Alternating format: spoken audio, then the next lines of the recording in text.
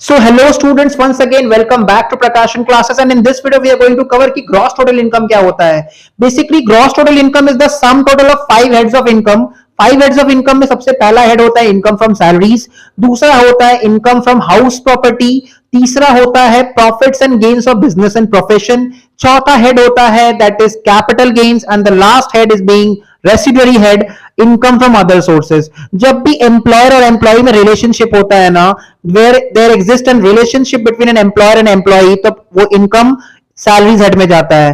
जब हम लोग कोई अपना प्रॉपर्टी, अपना कोई लैंड, अपना कोई बिल्डिंग, अपना कोई हाउस रेंटल बेसिस पे लेट आउट करते हैं और वहां से रेंटल इनकम अर्न करते हैं, तो वैसा income income from house property head में जाता है.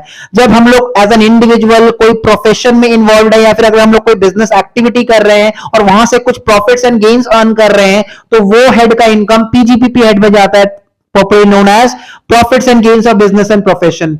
जब हम लोग कोई एसेट सेल करते हैं, मान लो ज्वेलरी सेल किए, ठीक है, शेयर्स बेचे हैं, बिल्डिंग बेचे हैं, लैंड सेल किए हैं, तो यहां से अगर हम लोग को कोई प्रॉफिट होता है तो वो कैपिटल गेन हेड में टैक्सेबल होता है. एंड लास्ट हेड जो इनकम पहला चारों हेड में नहीं आएगा, वो automatic income from other sources में आ जाता है. जैसे बैंक इंटरेस्ट हो सकता है, एफडी पे इंटरेस्ट हो सकता है, ठीक है, winning from lottery, crossword puzzles, gambling का पैसा, केबीसी प्राइज मनी, ठीक है, ये सब क्या हो जाएगा, इनकम फ्रॉम अदर सोर्सेस. तो this was all about gross total income.